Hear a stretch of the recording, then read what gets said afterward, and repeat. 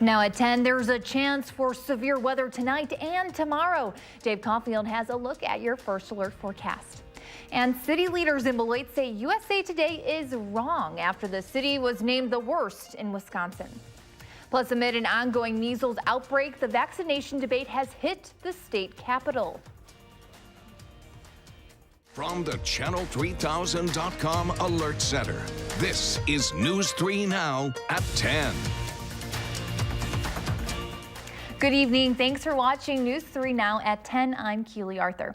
Let's get a look at your first alert weather right away. Dave Caulfield is out on the patio.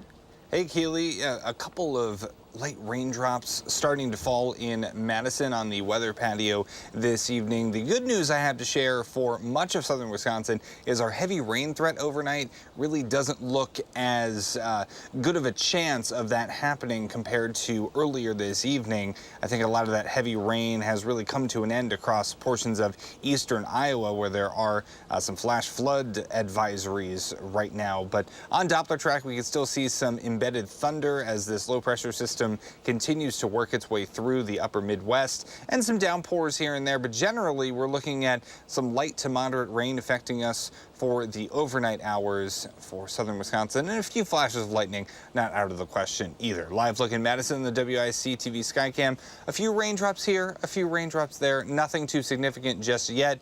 Hopefully we can dodge the heaviest rain this time around, unlike last night when we had some really heavy rain go through Iowa and Dane counties. Temperatures have really cooled off from just a few hours ago, down to 52 in Madison, still in the 60s in Monroe, Janesville, and Mineral Point, Platteville as well, and 47 in the Dells. Wind speeds out of the north and east at about 8 to 15 miles per hour.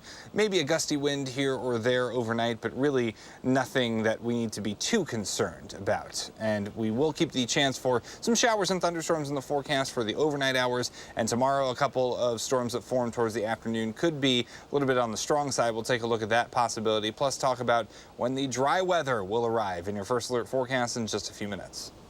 All right, thanks, Dave. A recent study says one Rock County community is the worst in the state.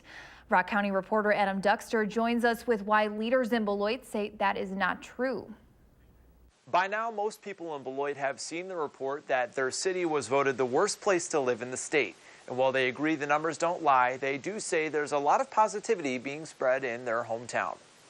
Hi, how are ya? It's a beautiful Saturday morning, and hundreds of people are visiting the farmers market in downtown Beloit. We do plants, but mainly produce and plants, flowers. People here are quick to proudly tell you it's the second largest outdoor farmers market in the state. It's a great alternative to the Dane County market. It's a little bit smaller, it's a little bit easier to navigate, but we offer some of the same great products. But the city of Beloit is not without its struggles. Recently, it was voted the worst place to live in Wisconsin by USA Today, which reference home values, which are half the state average, poverty rates, which are double, and violent crimes, which in Beloit are significantly more than average. I was just shocked because the community I see is nothing that resembles anything that was in that article with USA Today. Leaders in town say change starts here in the city center, where it's not just the farmers market, but potential developments like a new baseball stadium and a possible casino that have them looking ahead. We will not be in this ranking for years to come, and we're going to use this as an opportunity to recognize what we need to improve on and do that collectively among many partners. But for now, they say the best thing people can do is to get rid of any misconceptions they might have about the city. Yeah, they're really good on the grill. And see for themselves. So a lot of people know us as the old industrial town in southern Wisconsin, but really our story has turned. If you haven't been to Beloit, come and see it. If you live here, stand up and be proud. In addition to downtown development, city leaders say they're committed to bringing jobs to the area as well as reducing the amount of violent crime. Fitchburg police are investigating a report of multiple shots fired overnight. Officers responded to reports of shots fired around Leopold Way and Longford Terrace around midnight. Anyone with information about the incident is asked to call Fitchburg police. And new tonight at 10, a Madison man is facing charges after being arrested for drunken driving Saturday afternoon. Police say 55-year-old Michael B. Peterson of Madison was arrested in the Jiffy Lube parking lot near McKee Road. He's awaiting formal charges in the Dane County Jail.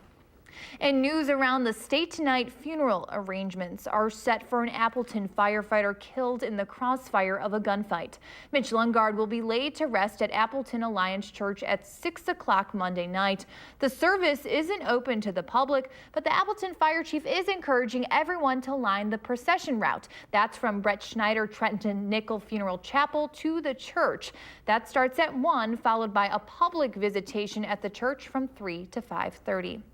Lungard was killed during a shootout between police and a suspect Wednesday. It's not clear who fired that shot that killed him. Lungard was the first Appleton firefighter in 86 years to die in the line of duty. The Diocese of Crosse is responding after a retired priest is charged with 4th-degree sexual assault.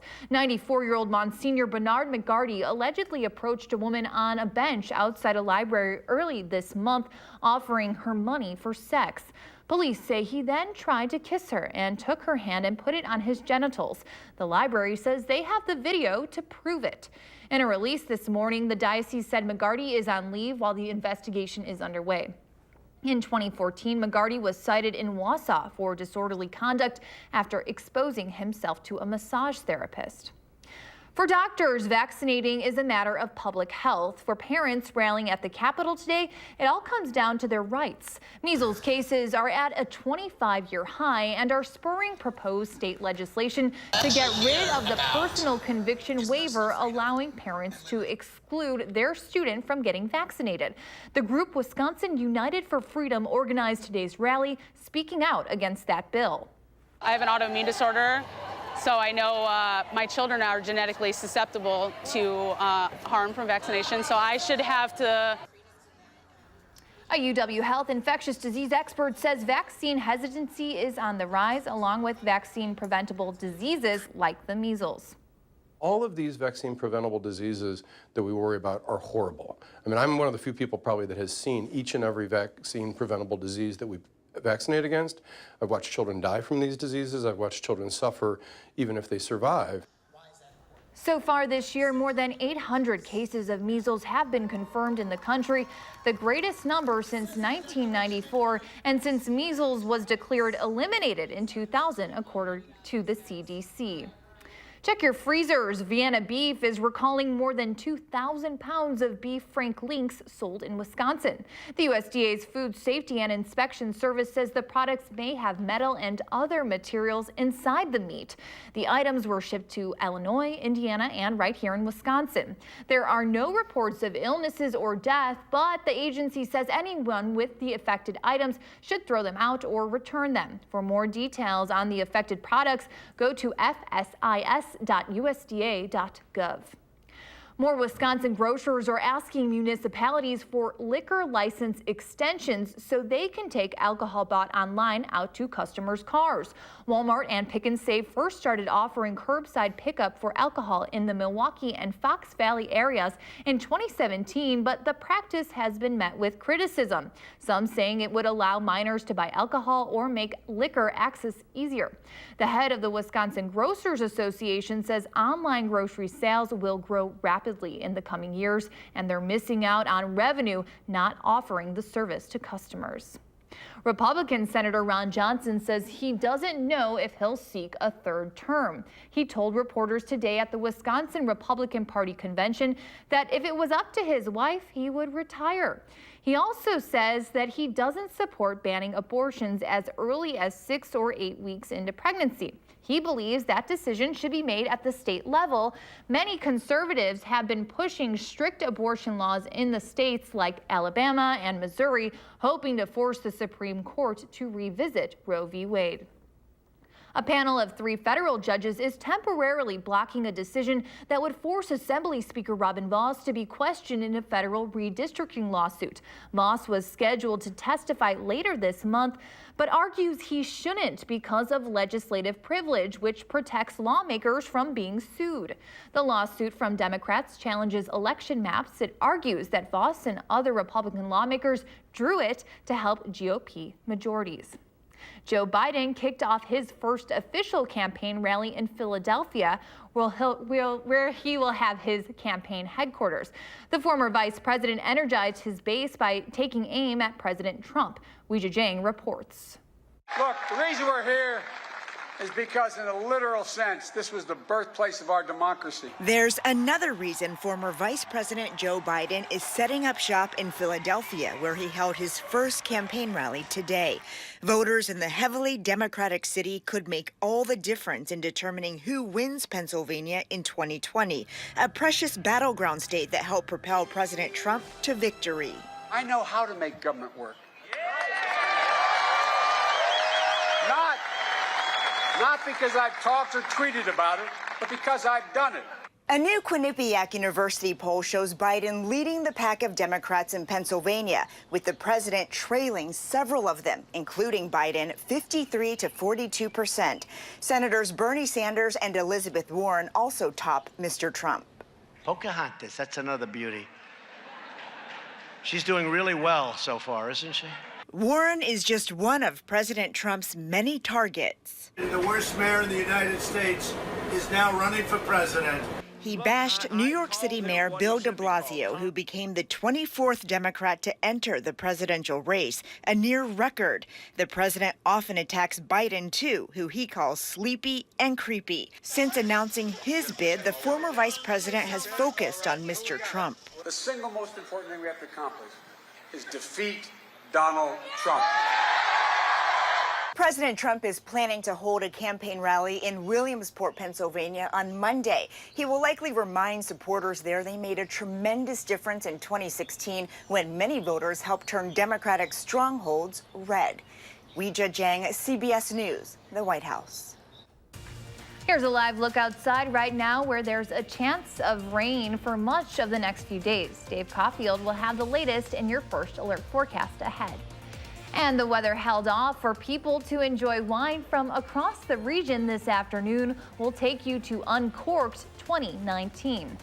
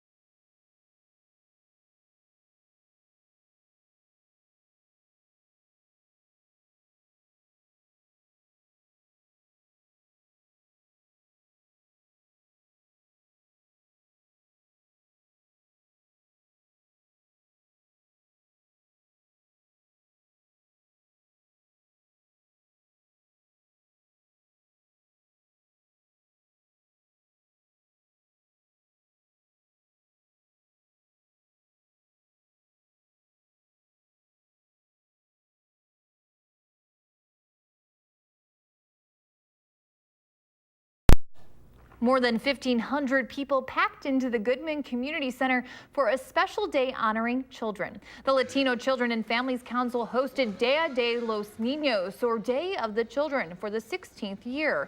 While the day is to celebrate kiddos, play fun games, and eat good food, there were also vendors offering services to the Latinx community. Local authorities there say it's especially important to have Chief Koval. Organizers say it was an important aspect of the event, especially after ICE raids in Madison.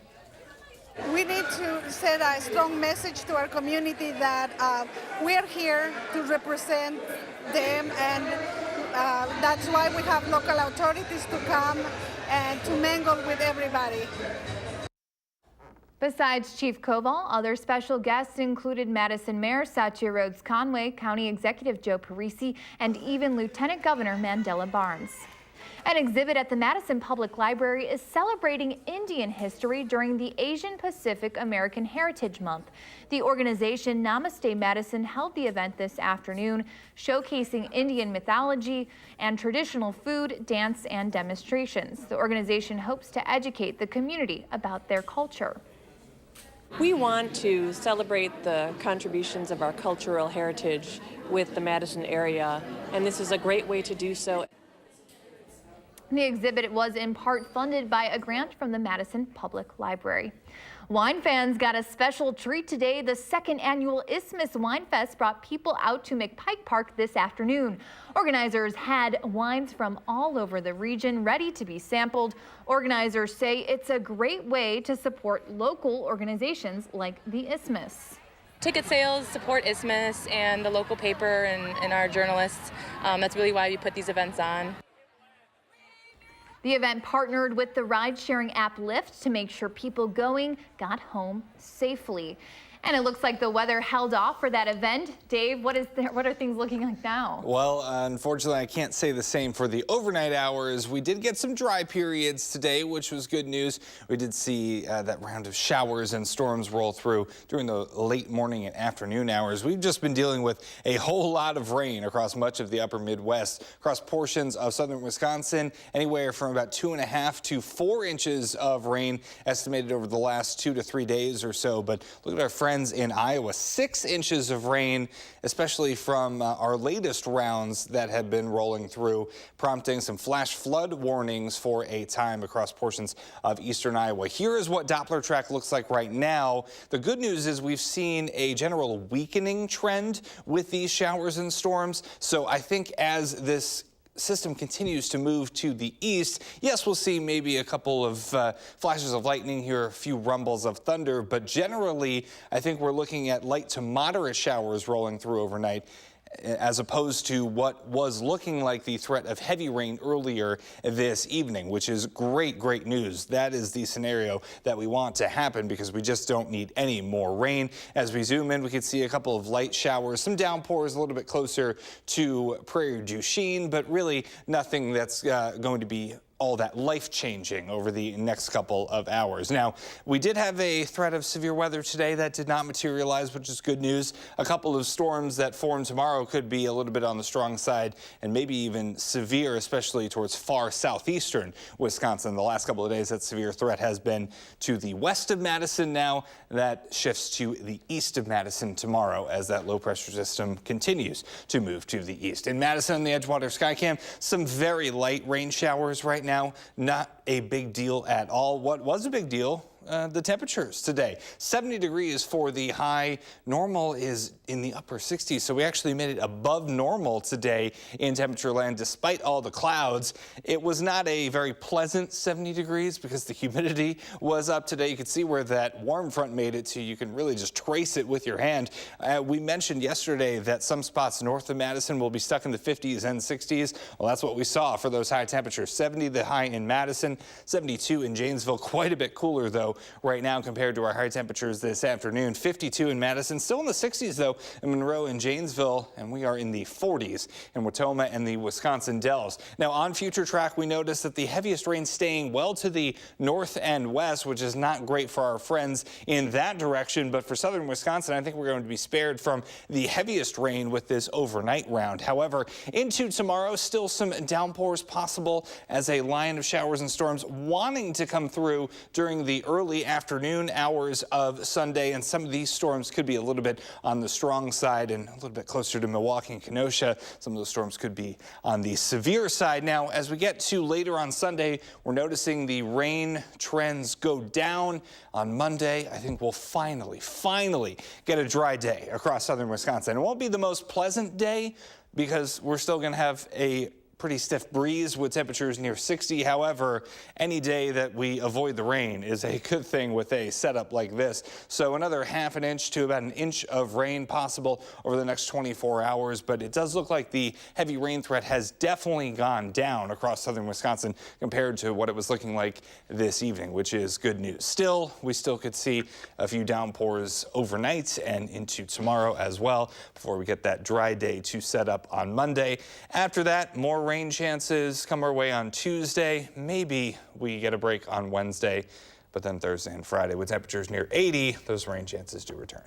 Looking forward to Monday. Yeah, exactly. All right. Thanks so much, Dave. Well, go big or go home tonight for the Badgers. Highlights from the Oklahoma Regional next in sports.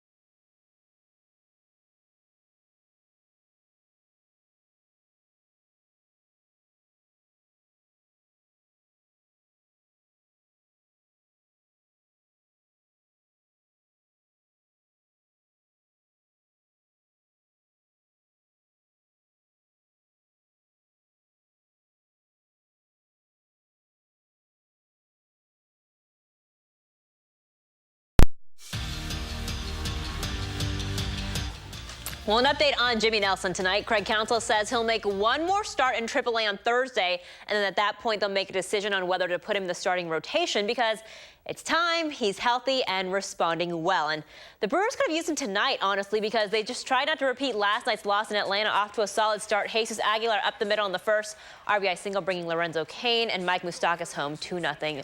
Brew Crew. But the Braves even it out and more in the sixth. Austin Riley taking advantage of the Brewers bullpen. His second home run of the year. Atlanta takes a 3-2 lead. This one going to 10. Braves win in a walk-off thanks to a solo home run from Freddie Freeman. Badgers softball in the elimination game against Notre Dame in the Norman Regional of the postseason. Fighting Irish get up early. Kate Brooks with an RBI single. 1-0 Notre Dame. Third inning now. Quinn Biggio. RBI double off of Haley Hestekind. 2-0 Notre Dame. Right now the Badgers are down 3-0. The winners play Oklahoma tomorrow afternoon, and the loser goes home. It's been a pretty fun season for the Bucks. They only lost back-to-back games once so far this entire season. That's both regular season and the playoffs. In fact, they've only lost one game in the postseason, and the team with a 2-0 lead in the Eastern Conference Final against the Raptors with Game 3 tomorrow night in Toronto. Just a dominant performance last night from Milwaukee. 6 players in double digits. So what is the secret here? Well, since the regular season, Bucks head coach Mike Budenholzer has always preached for the team to stay together, whether the Bucks are winning or losing. He says if they don't get frustrated with each other and play as a team, it's all going to be okay. We're going to lose some games, and we're going to keep doing what we've been doing all year. It's like you can't just base it on the results. Obviously, tonight was a huge positive. The guys have learned a way to play. They believe in it. We believe in it. And, the more positive results you get, sure, it reinforces it. It just, lets them know that nothing's going to change. And, I think we'll just continue that going into Game 3, win or lose, going into Game 4. It's everybody's built their habits. Everybody, to some degree, is who they are. Now you just got to go out and execute and do what you've been doing. Some golf now. Brooks Koepka dominating at the PGA Championship again. He was paired with Jordan Spieth in the leader group today. 3 birdies, but also 3 bogeys. He shot an even par 70 today, but he was so far ahead of the pack to begin with. He is 12 under going into the final round, 7 strokes ahead of a 4-way tie for second. You can watch that right here on WISC-TV tomorrow. Second leg of the Triple Crown in Baltimore, Maryland, the 144th Preakness Stakes. A tough start for Bodie Express jockey John Velasquez in the yellow jersey that just gets knocked right off of the gates as the gates open. The winner, War of Will, passing Warrior's Charge down the stretch. It's the first Preakness win for trainer Mark Cass. Ford Madison, their 6-game unbeaten streak coming to an end tonight, by the way. They lost tonight at home, but more than 3,000 fans out there today braving the humidity and the bad hair day to go and watch some soccer tonight. Was the person that fell? He's okay. I know that caught everyone on our floor a little off guard. He's okay. It's okay. I don't mean to laugh. I can laugh since he's okay. Yeah, he's okay. He's totally fine. No big deal. It was just really frustrating, when you train so hard and so long for something like that for one race. Getting knocked off the horse at the beginning is not the most ideal situation. No. Well, thank you for that update. Problem. We'll be right back.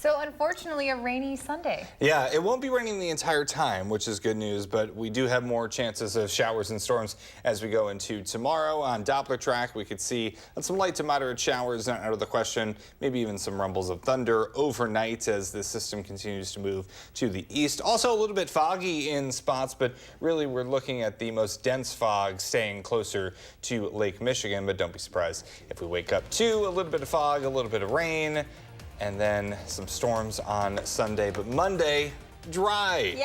We're looking forward to Monday. Yes. We want the weekend to go away. Thanks for watching.